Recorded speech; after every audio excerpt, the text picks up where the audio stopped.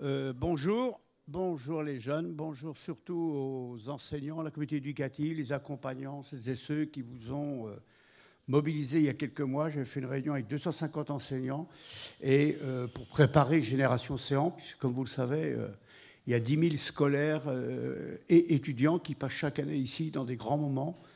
Et donc je suis heureux de vous accueillir à la Cité de la Mer parce que l'avenir de la Cité, c'est vous. C'est vous, et l'avenir de l'océan, c'est vous aussi. Et je suis très heureux d'accueillir Pierre-Marie Saradin, c'est la première fois qu'il vient à la Cité. Il vient pourtant pas de très loin, hein. Il vient de Brest, Ifremer, mais il est souvent dans les profondeurs. Voilà. Ses collègues que j'appelle de temps en temps me disent non, non, non, non, nous on est 2 mois en mer, on va descendre à 3000, 2000, 3000, voilà. Et donc on travaille énormément avec eux. Et il est venu avec une doctorante, avec Alicia, qui est doctorante à Ifremer. Et ils vont vous parler, ça c'est un privilège, dites-vous bien. Vous êtes en avance parce qu'il reviendra en mai prochain, l'année prochaine. Voilà. Il va vous parler des abysses, des grandes profondeurs, comment on y va, quel est l'habitat, quelle est la biodiversité. Et c'est quoi surtout l'enjeu des abysses que pas grand monde ne connaît, à part les chercheurs qui ont la passion d'y aller, eh bien, il va vous parler de tout ça. Et puis, vous allez voir. Puis, à un moment, vous pourrez poser toutes les questions que vous voulez. En particulier, ce qui est sympa dans ce type de conférence scolaire, si possible, toutes les questions qui décoiffent. Des questions courtes, mais qui décoiffent. Non pas pour piéger l'orateur, parce que comme vous n'avez jamais été dans les abysses et que vous n'êtes pas prêt d'y aller, il peut vous dire des choses mais par contre, c'est important que vous dialoguez, parce que vous avez la chance de rencontrer des gens d'exception, il faut largement en profiter. Voilà. Eh bien, écoutez, je vous souhaite une belle matinée. Encore une fois, merci aux enseignants qui ont inscrit leurs équipes dans leur classe dans cette belle matinée qui est la première séquence de quelque chose de plus important qui va se passer cet après-midi et toute la journée de demain ici, où là, il y a à peu près 60 intervenants de très haut niveau, y compris internationaux, pour parler de l'océan et se pencher sur l'océan. Vous savez, ici, on dit souvent, c'est l'océan qui conditionnera l'avenir de l'humanité. Ou bien l'océan, et on l'avait dit avec Jacques Perrin ici, dans son film Océan, ou bien nous saurons préserver tous ensemble. Et vous en particulier. Moi, l'âge que j'ai, c'est un petit peu plus compliqué. Mais vous en particulier, si on sait préserver l'océan, l'humanité a probablement encore de beaux jours devant elle. Et si l'océan est massacré, défiguré, ben, il est fort probable que l'humanité disparaîtra. Ça, c'est pas plus compliqué que ça. C'est un enjeu phénoménal, mais source de promesses. Donc voilà. Ben, je passe la parole à Pierre-Marie et Alicia. Allez-y. C'est pour moi, lui.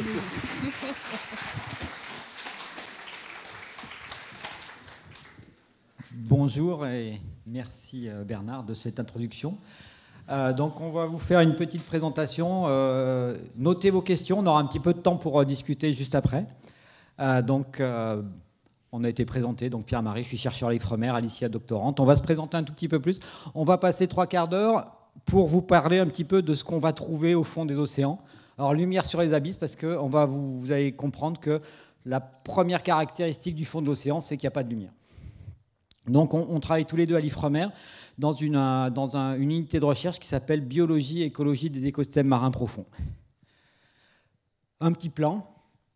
On va d'abord se présenter pour que vous compreniez un petit peu comment on arrive à devenir chercheur à l'Ifremer. On va vous présenter l'océan profond, la mosaïque d'écosystèmes qui le constitue, les moyens d'accès, pourquoi on les étudie, et enfin comment vous pouvez vous impliquer justement dans l'étude de ces océans. Alors tout d'abord, moi Pierre-Marie Saradin, j'ai une formation de chimiste. Alors on peut devenir docteur avec un DUT, donc j'ai commencé par faire un DUT de chimie à Lyon. Ensuite, j'ai eu la chance de faire partie des premières générations d'Erasmus, donc j'ai été passé 2 années en Angleterre pour passer l'équivalent d'un bac+4 à l'époque. Et puis un bac+4 en France, ça valait pas grand-chose, donc j'ai continué dans un DEA de chimie et microbiologie de l'eau, et là ça a été la révélation. 6 mois de stage de recherche, je me suis dit mais c'est fabuleux, je me suis amusé comme un fou pendant 6 mois. J'ai eu la chance de faire une thèse et derrière d'intégrer l'Ifremer. Et donc je suis chercheur à l'Ifremer depuis 1994 et depuis 2009 je suis responsable d'une unité de recherche. On vous présentera cette unité tout à l'heure. Donc, bonjour à toutes et à tous. Donc, comme l'a dit Pierre-Marie, je m'appelle Alicia Veuillot. Donc, mon parcours est beaucoup plus concis que celui de Pierre-Marie. Évidemment, j'ai commencé par une licence biologie-écologie, plutôt spécialisée dans les sciences de la montagne, parce que je suis originaire de Haute-Savoie. Le milieu marin et surtout le milieu profond m'a toujours plu. C'est pour ça que je suis partie dans le nord de la France, à Boulogne-sur-Mer, faire un master sciences de la mer et fonctionnement et gestion des écosystèmes marins. Suite à ça, j'ai pu faire mon stage de master deuxième année donc, au laboratoire environnement profond, donc, où est Pierre-Marie. Et ça m'a vraiment passionnée. C'était vraiment un milieu où il restait encore énormément à découvrir. Donc après une année de battement entre l'obtention de mon master, j'ai pu commencer un doctorat en écologie benthique depuis 1 an tout pile, aujourd'hui. Voilà. Alors on nous demande de nous asseoir pour que la caméra soit stable, donc on va s'asseoir sur les... On va même pas pouvoir bouger un petit peu.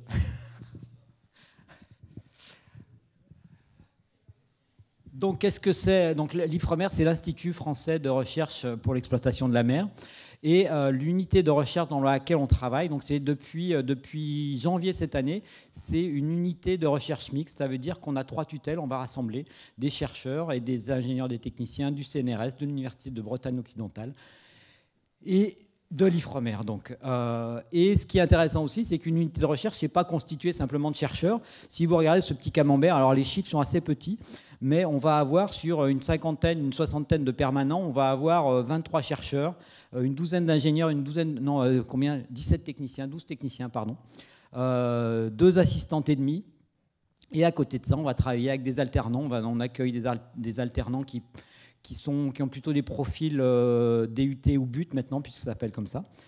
On va accueillir aussi des stagiaires de master, etc. Donc on a une unité de recherche d'une 50aine de permanents et ça monte à une 100aine de personnes quand on rassemble les docs, les post-docs, les stagiaires.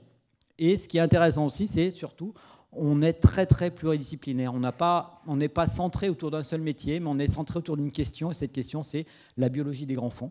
C'est pour ça qu'on va avoir des spécialistes de l'écologie, de la biologie, de la microbiologie, de la biologie moléculaire, de la biochimie, et on va même jusqu'à de la mécanique, de l'électronique, des spécialistes des capteurs, et une assistante de direction trilingue. Donc on peut accueillir beaucoup de monde pour travailler sur les grands fonds.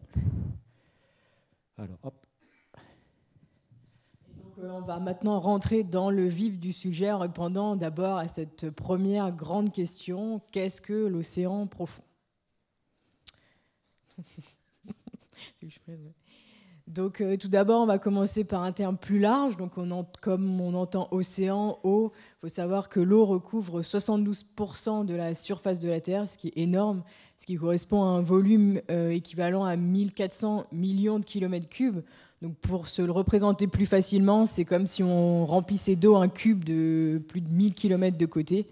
Donc, ce qui donne son nom à la planète bleue, comme on peut le voir très clairement sur cette image satellite de Google Earth, qui représente vraiment, selon la rotation de la Terre, très peu de terre, justement, très peu de continents et une importante masse, un important volume d'eau.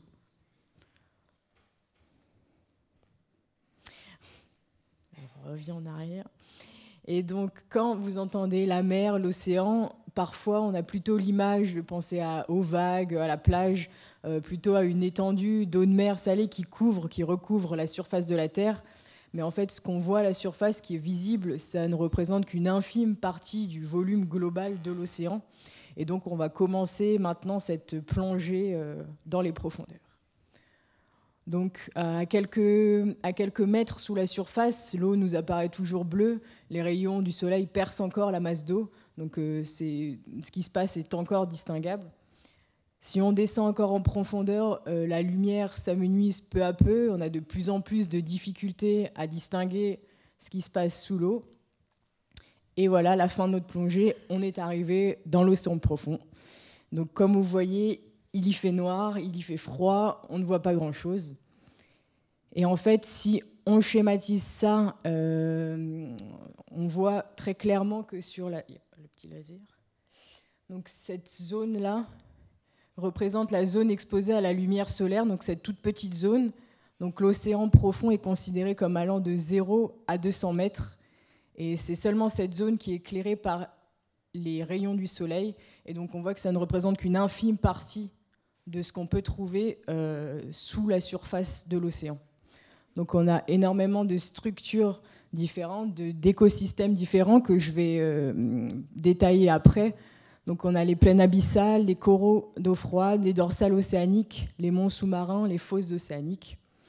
Et donc il faut savoir que la profondeur moyenne des écosystèmes profonds est de 3800 mètres et qu'on a un maximum qui a été découvert pour l'instant, atteint donc, dans le Pacifique au niveau de la fosse des Mariannes qui descend jusqu'à 11 000 mètres. Donc à titre de comparaison, on voit que l'Everest qui culmine à 8849 mètres presque est moins grand que ne l'est la fosse des Mariannes. Donc on peut justement, grâce à ça, imaginer l'immensité de ces structures. Je ne sais pas si tu veux rajouter quelque chose. C'est bon. Et donc les conditions de vie dans les grands fonds, donc on distingue 3 principales couches, à savoir la couche euphotique qui va de 0 à 200 mètres, la couche oligophotique qu'on appelle zone crépusculaire de 200 à 1000 mètres, et enfin cette couche aphotique qu'on appelle zone sombre. Donc comme on peut le voir, donc il n'y a pas de lumière, il fait froid. Pas de lumière signifie pas de photosynthèse, donc pas d'algues. Donc très peu de nourriture, et les seuls apports de nourriture proviennent justement de la surface. Mais malgré ces conditions de vie peu propices, ces conditions extrêmes peu propices à la vie, l'océan profond héberge une grande communauté d'habitats, une grande diversité d'espèces. Donc c'est ce qu'on va voir dans cette deuxième partie, l'océan profond, une mosaïque d'habitats. Donc on va commencer notre tour par les plaines abyssales. Donc il faut vraiment souligner que 80% de l'océan profond est composé comme ça, de plaines abyssales, comme on peut le voir. Donc ce sont des surfaces relativement planes d'un substrat plutôt meuble qui recouvre la majorité du profond. Donc c'est un environnement surtout sédimentaire et les apports proviennent surtout de la surface, donc ce qu'on appelle des apports détritiques. Donc comme on peut le voir sur l'image, on a très peu d'espèces, donc une diversité, enfin on a beaucoup d'espèces par contre, diversité élevée, mais qui sont en faible nombre, donc une faible biomasse justement. Donc là on peut distinguer différentes espèces visibles à l'œil nu, plutôt la macrofaune. Là c'est pas très clair sur la photo, mais on voit plein de petites pattes là, tout ça c'est des espèces, ce sont des pycnogonides, la famille des arthropodes. Et on a tout ce qui est invisible à l'œil nu, entre 20 micromètres et 1 millimètre, qui sont appelés la méiofaune, qu'on peut voir là, qui sont seulement observables à la loupe. Toujours dans les plaines abyssales, on retrouve à plus forte profondeur, ici donc 5000 mètres de profondeur, des îlots de substrat dur qu'on appelle des îlots de substrat dur où on trouve des concrétions minérales, donc qui sont ces formations, ces accumulations de minéraux qu'on appelle des nodules polymétalliques. Donc ces nodules polymétalliques sont formés d'hydroxyde de fer autour d'un noyau, et il faut savoir qu'ils ont un très fort intérêt pour l'exploitation minière car ils sont composés de nickel, de cuivre et de cobalt. Donc ils sont d'intérêt pour les compagnies. Ce qu'on observe en grand sur cette image, qu'on peut pas louper, c'est une espèce, c'est une holothurie qu'on appelle aussi concombre de mer, et c'est une espèce qui fait notamment partie de la faune fixée, qui va se fixer sur ces nodules polymétalliques et se nourrir des matières en suspension. On a aussi un autre environnement, donc à savoir les coraux profonds. Donc cette image-là a été prise à 1550 mètres de profondeur et est issue au large de la Bretagne, a été prise au large de la Bretagne. Et donc ces coraux vivent dans l'eau froide, contrairement aux coraux qu'on connaît plus habituellement qui vivent plutôt dans les eaux chaudes. Ceux-ci vivent dans des eaux inférieures à 14 degrés et servent, comme la plupart des coraux, ce sont des zones de nourricerie, de reproduction, des zones de nourriture, de protection des substrats pour une multitude d'autres espèces. Et donc là, on a justement la photo des monts sous-marins, où se trouvent notamment les coraux d'eau froide. Et comme on peut le voir sur cette image, on a une forte diversité, beaucoup de couleurs, une forte biomasse, et donc on est bien loin de ce qu'on peut imaginer des océans profonds, à savoir un milieu désert et sombre. On voit très clairement que ce n'est pas le cas avec cette photo. Et on arrive sur le domaine que je maîtrise un peu plus, donc qui est le sujet de ma thèse, à savoir les sources hydrothermales. Donc les sources hydrothermales, il faut savoir qu'elles ont été découvertes très récemment, en 1977, c'est très récent. Et sur cette image qui a été prise à 2200 mètres de profondeur, donc on voit très bien ici les fameuses, enfin on voit très bien, derrière le texte, on voit très bien les cheminées hydrothermales, donc c'est des grandes structures comme ceci, de substrat dur, d'où s'échappent des fumées, des fluides qui sont chauds, qui peuvent aller jusqu'à 400 degrés et qui sont très acides, chargés en composés réduits. Et donc, sur ces cheminées hydrothermales, évidemment, les conditions sont extrêmes. Donc, on a très peu d'espèces qui sont capables de vivre dans ces écosystèmes, mais ces espèces sont présentes en très forte abondance. Donc, comme on peut le voir ici, on a une espèce, là, oui, c'est bien de la faune. C'est un ver tubicole qu'on nomme Riftia, qui vit dans ce tube et qui est une espèce ingénieure qui sert de substrat à plein d'autres espèces. C'est grâce à celle-ci que d'autres peuvent survivre dans ces milieux-là. Et donc je détaillerai après plus particulièrement Riftia et son mode d'alimentation. Alors, il faut bien se rendre compte que 1976-77, c'est très récent dans la vie d'un chercheur pour cette découverte. Et ça a été vraiment une révolution au niveau de la biologie marine, puisque, comme l'a dit Alicia tout à l'heure, on pensait vraiment que l'océan, c'était les plaines abyssales et il n'y avait pas grand-chose d'autre. Même il y a quelques centaines d'années, on pensait que les plaines abyssales étaient complètement désertiques. Et là, tout d'un coup, ce sont des géologues qui ont découvert ces sources hydrothermales et ils cherchaient à prouver la théorie de la tectonique des plaques. Donc on est sur des zones d'accrétion, donc les plaques tectoniques vont s'écarter. Eux, ils se disaient, bon, si les plaques s'écartent, on va avoir la formation... Oh merde, non, c'est pas le bon. Voilà, ici, on va avoir la formation d'une croûte océanique de faible épaisseur qui va être fissurée. Et l'eau de mer est froide. Si elle est froide, elle est très dense. Et elle va pouvoir pénétrer à travers ces fissures. Et en pénétrant à travers ces fissures, elle va se rapprocher de la chambre magmatique. Elle va réagir avec les substrats, les rochers qu'elle va traverser. C'est là que les géologues et les géochimistes interviennent. Et ensuite, elle va se réchauffer, voir sa composition chimique complètement changer. Donc l'oxygène va disparaître, le sulfate va disparaître, être remplacé par des sulfures. Et les métaux qui sont présents dans les rochers vont être lessivés et vont... faire partie de ce fluide hydrothermal. Et à la sortie, vous allez avoir ici cette grande cheminée, la formation de cette cheminée, et ce fluide-là, qu'on voit très bien ici. En fait, cette partie noire, ce que vous voyez, cette fumée, c'est simplement des particules de sulfure et de métaux qui vont précipiter, qui vont faire cette fumée. Et ces particules vont également, petit à petit, précipiter pour former des grandes cheminées et, au cours des millénaires, former ce qu'on appelle des sulfures massifs, donc des accumulations de sulfures polymétalliques qui sont aussi actuellement d'intérêt pour les industries minières. Alors après, pourquoi ça a été une découverte? Puisqu'on s'est dit, mais pourquoi il y a autant d'organismes autour de ces sources hydrothermales? Puisque dans les plaines abyssales, comme on voit ici, on a très peu d'organismes parce qu'on a très peu d'énergie disponible. Et c'est là qu'on s'est aperçu que c'était la chimiosynthèse microbienne. Donc en surface, ça vous devez tous le savoir, vous avez dû l'apprendre, nous, on n'est pas capable de produire de la matière organique. On est obligé on fait partie d'un réseau trophique, d'une chaîne alimentaire, et ce sont les plantes qui vont former, à partir de l'énergie l'énergie apportée par le soleil, qui vont former la matière organique qui va être la base de toute la chaîne trophique. Sur le fond, on l'a dit tout à l'heure aussi, il n'y a pas de lumière, donc il n'y a pas d'algues. Et là, ce sont des micro-organismes qui vont utiliser de l'énergie chimique. Au lieu d'utiliser de l'énergie solaire, ils vont utiliser de l'énergie chimique. On a dit que ce fluide était enrichi en composés réduits comme l'hydrogène sulfuré ou le méthane.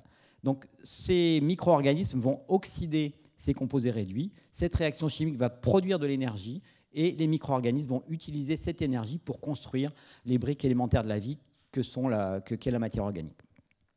Et donc c'est là qu'on s'est aperçu qu'on avait vraiment une source d'énergie alternative pour nourrir ces organismes des profondeurs.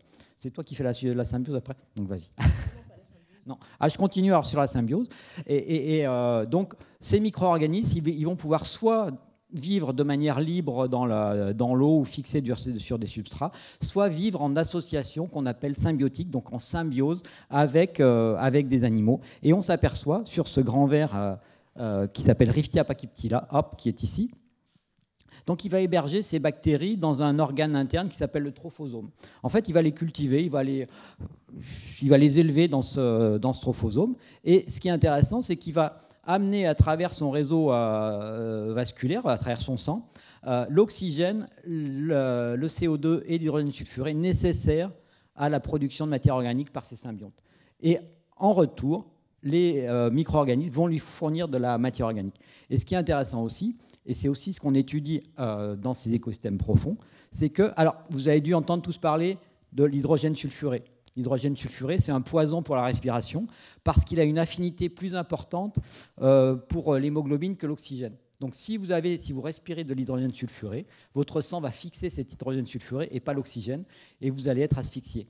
Et ce ver, il a développé une hémoglobine avec 2 sites de fixation différents. Donc un site qui va fixer l'hydrogène sulfuré et un autre qui va fixer l'oxygène.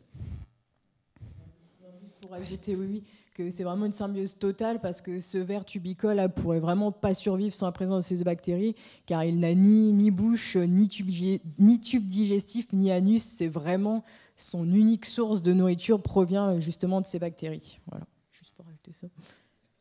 Ouais. Non, pas bio, j'allais dire.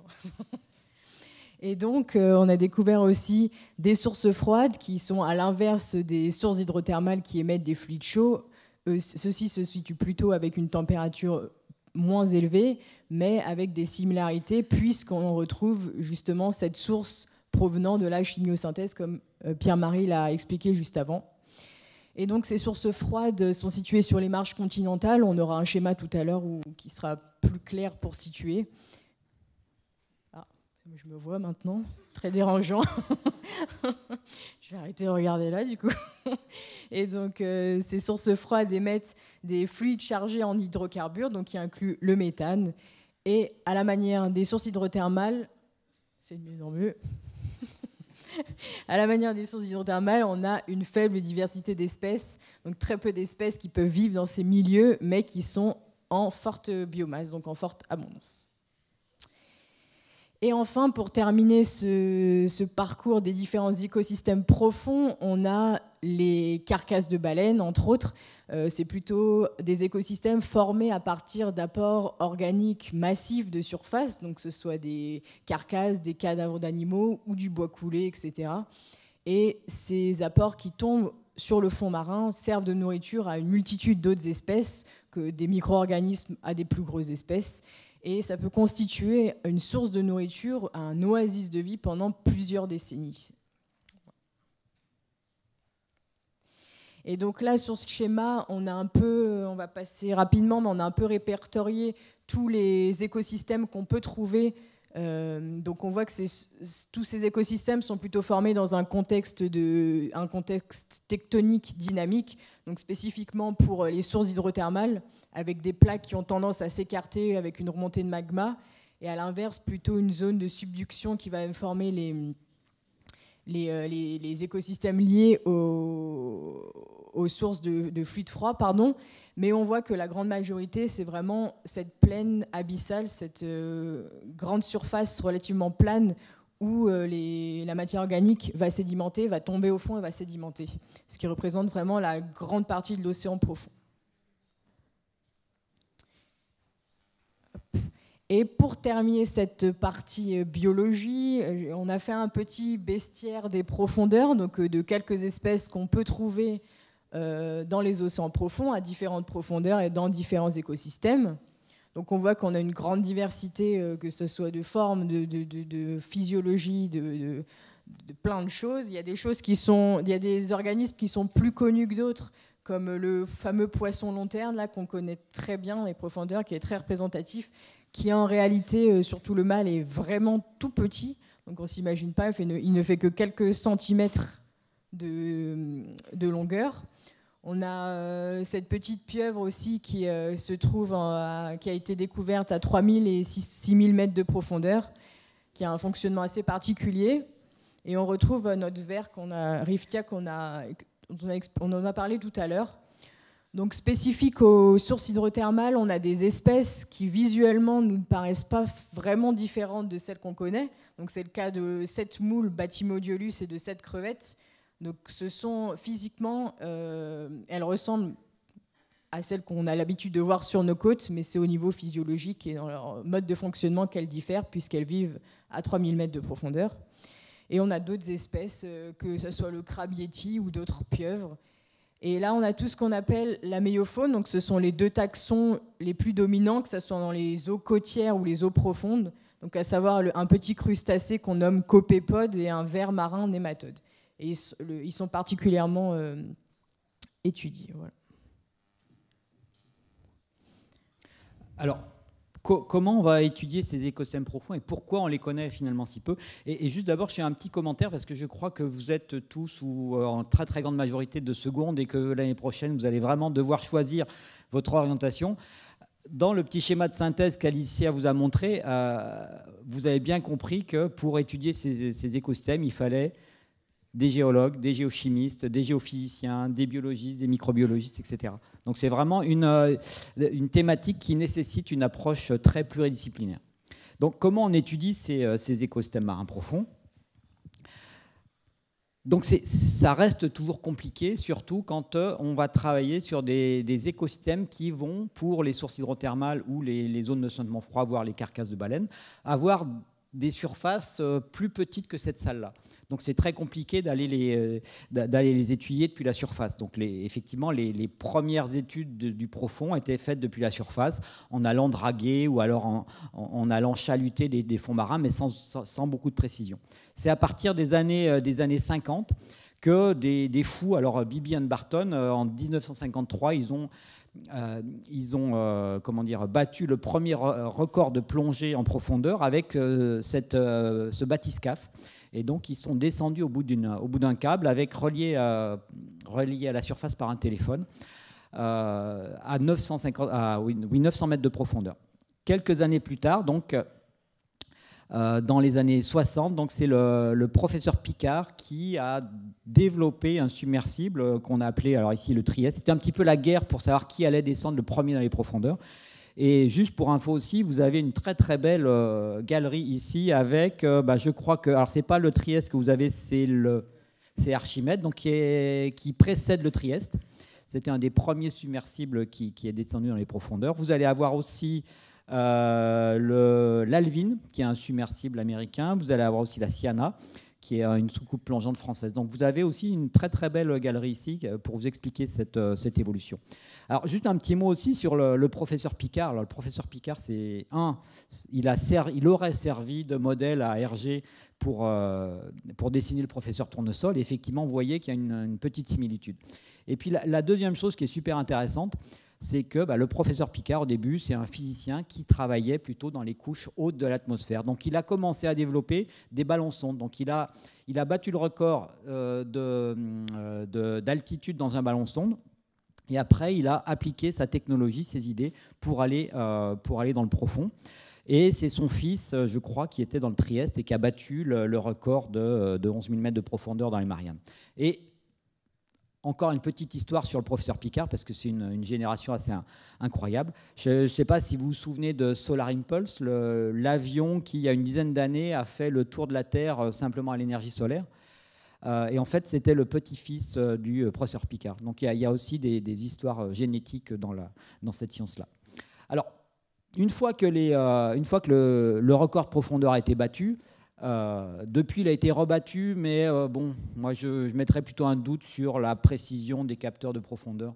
Il faut vraiment laisser à ces explorateurs ce record-là. Une fois que les records ont été battus, on s'est aperçu que ces submersibles, ils pouvaient être exceptionnels pour aller explorer ces grands fonds, puisque la légende dit aussi que le fils du professeur Picard, à 11 000 mètres de profondeur, aurait vu un poisson et il s'est dit « Ah, s'il y a un poisson, c'est qu'il y a de l'oxygène.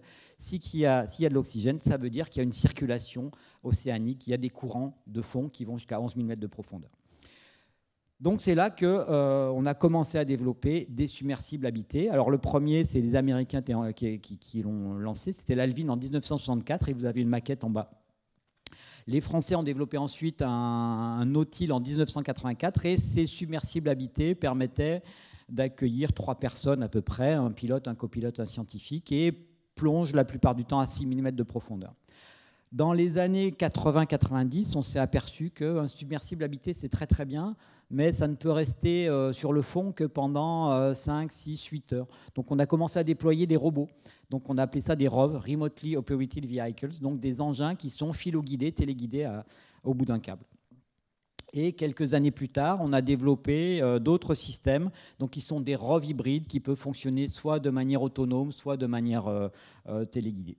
Et dans les années 2000-2010, on s'est aperçu qu'un submersible ne nous donnait qu'une image très très ponctuelle du fonctionnement d'un écosystème. C'est-à-dire vous allez en mer une fois par an et vous allez voir ce qui se passe. C'est comme si vous alliez vous veniez en vacances à Cherbourg, que pendant le 14 juillet, vous avez une vision très très partielle de ce qui se passe.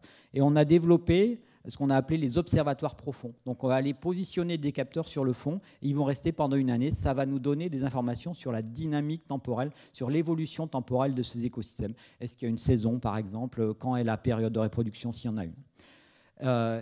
Actuellement, on continue à développer aussi ce qu'on appelle des AUV, des engins autonomes, qui sont très très utilisés, notamment pour faire de la cartographie. Et donc ça ressemble à des, vous voyez, ça ressemble à pas des missiles, mais aussi. Et ça va être autonome, vous les programmez, il va aller faire sa petite mission pendant 8, 12, 24 heures, et ensuite il va renvoyer ses données au navire support. Donc justement, pour déployer ces engins, on va travailler sur des navires océanographiques qui sont pilotés en France par la flotte océanographique française, qui est accessible à tous les chercheurs français. Alors ici, vous avez le navire amiral de la flotte océanographique française, hein, c'est le Pourquoi pas, qui fait 107 mètres de long, 20 mètres de large, qui peut accueillir 35 membres d'équipage et 40 scientifiques. Donc c'est vraiment un vrai laboratoire embarqué, puisqu'on a 250 mètres carrés de laboratoire. Et là, vous voyez quelques images donc, du Nautile juste avant sa mise à l'eau. Donc voilà la taille du Nautile par rapport à la taille du navire. Et puis ici, c'est des images, des dessins qui ont été faits cet été par un dessinateur et une collègue portugaise qui est en train de rentrer dans le submersible. Donc voilà quelques images du navire aussi. Donc ça, c'est l'intérêt des ROV notamment, c'est qu'on peut plonger. Hop, on voit ici, on peut plonger 2 jours comme de nuit, puisqu'on peut rester 72 heures sur le fond, ce qui nous laisse énormément de possibilités de travail. Tout est contrôlé. Oh, c'était pas la bonne, c'était celle-ci. Tout est contrôlé à partir d'un conteneur en surface. Donc vous voyez le conteneur qui est ici. Et vous voyez ici le câble qui fait 9 mm de long, qui va communiquer en permanence avec le submersible. Donc on continue. Donc voilà à quoi peuvent ressembler les observatoires grand fond. Donc c'est un scientifique américain qui a eu une idée en se disant bon, on doit pouvoir déployer Internet sur le fond. Et donc on va avoir des observatoires qui peuvent être câblés directement, soit des observatoires qui peuvent être non câblés, qui vont transmettre leurs données, soit par acoustique, soit par satellite ensuite. Ce qui permet d'avoir vraiment des informations sur la dynamique temporelle de ces écosystèmes. Et ici, vous avez des images d'un site qui est en maquette également dans le musée ici, à la Cité de la Mer. Donc c'est un site hydrothermal qui s'appelle Tour Eiffel, et sur lequel on a déployé depuis une dizaine d'années un observatoire sur le fond, avec des caméras et des différents capteurs. Donc quelques images d'une campagne océanographique. Donc on part à peu près 3 semaines, 1 mois par an, suivant les zones. Ça peut être des campagnes plus longues qui peuvent durer jusqu'à 2 mois. Et ici, on est sur le pourquoi pas. Et une campagne océanographique, c'est assez cher. Donc on va essayer de travailler vraiment 24 heures sur 24 en faisant rouler les équipes de travail, en faisant des déploiements de capteurs, en faisant des plongées submersibles. Et on voit très bien ici, sur cette image-là, on a vraiment embarqué notre laboratoire sur le bateau. Et là, vous voyez une petite idée de l'équipe de scientifiques. Sur ce bateau, sur cette campagne, on était à peu près une trentaine de scientifiques à travailler. Alors, vas-y, Alicia, c'est à toi. Donc, on a beaucoup de matériel, beaucoup de personnes impliquées dans ces campagnes. Et on peut se demander quel est l'intérêt d'étudier les écosystèmes marins. Donc, en réalité, il y en a plein. C'est compliqué de résumer ça en une seule diapositive. Mais on va aborder les points principaux. Et donc déjà, il faut savoir que d'après le Census of Marine Life, c'est-à-dire un programme de recherche chargé notamment de recenser la vie marine, selon une estimation, il y a à peu près une dizaine d'années, il y a environ 250 000 espèces marines connues. Et leur estimation est qu'il reste encore entre 1 et 10 millions à découvrir. Donc c'est vraiment énorme. On a découvert et observé qu'une infime partie de l'océan profond. Il reste encore beaucoup de choses à faire.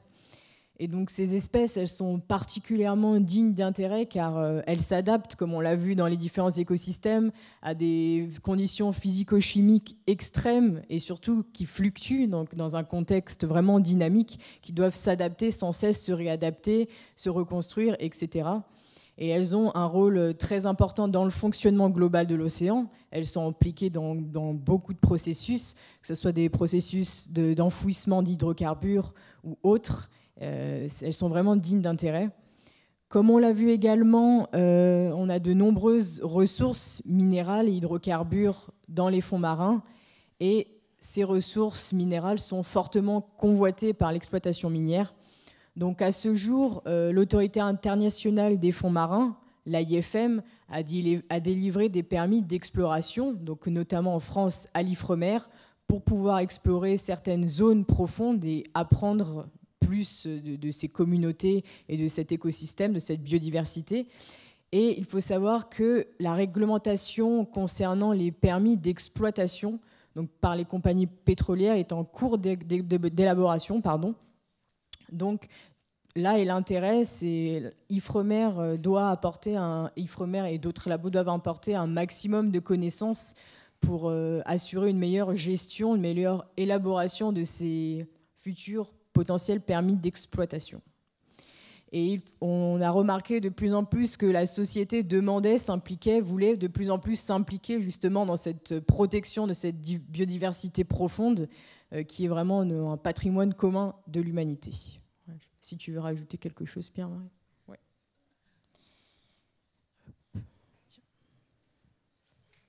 Alors, on pensait aussi que les environnements profonds étaient des environnements préservés de toute la pollution. Alors, j'ai fait exprès de vous mettre, c'est vraiment des publications qui sont assez récentes, qui datent de 2016 ou de 2017, d'équipes américaines ou chinoises pour les microplastiques. Et on s'aperçoit, et c'est une information qui est un petit peu difficile à avaler finalement, que ces environnements sont déjà anthropisés. Ils subissent déjà l'impact de la pollution amenée par l'homme, avec d'un côté, alors ici pour vous, c'est sur la gauche, on s'aperçoit que des tout petits organismes qu'on appelle des amphipodes à plus de 7000 mètres de profondeur ont déjà des teneurs internes on appelle ça des polluants organiques persistants. Donc c'est des molécules qui vont mettre beaucoup de temps à se dégrader. Et on s'aperçoit qu'à 7000 mètres de profondeur, on a déjà de l'influence de ces polluants organiques persistants. Et on appelle ça de la bioaccumulation parce que les concentrations qu'on va trouver dans ces organismes vont être supérieures à celles qu'on va trouver dans l'eau. Donc petit à petit, ils vont accumuler cette pollution dans leur corps. Et sur la droite, pour vous, alors le schéma il est un petit peu compliqué, mais c'est simplement pour vous montrer qu'on va trouver également dans les fosses hadales, donc ici vous voyez, dans la fosse des Mariannes. Alors tout ce qui est petit triangle rouge, c'est dans le sédiment, tout ce qui est rond noir, c'est dans l'eau. Mais enfin, on s'aperçoit que dans la fosse des Mariannes, on a entre 2 et 13 pièces de plastique par litre d'eau. Donc là, c'est pareil, on a des concentrations qui sont significatives de plastique et de microplastique dans ces fosses hadales. Donc on a parlé tout à l'heure, un des enjeux de l'exploration, en plus de le premier enjeu d'exploration, c'est la connaissance fondamentale du fonctionnement de la Terre. Le deuxième enjeu, c'est vraiment, on a des ressources potentielles dans ces environnements. Donc tout le monde connaît la pêche avec les ressources biologiques. Et ce qui est intéressant,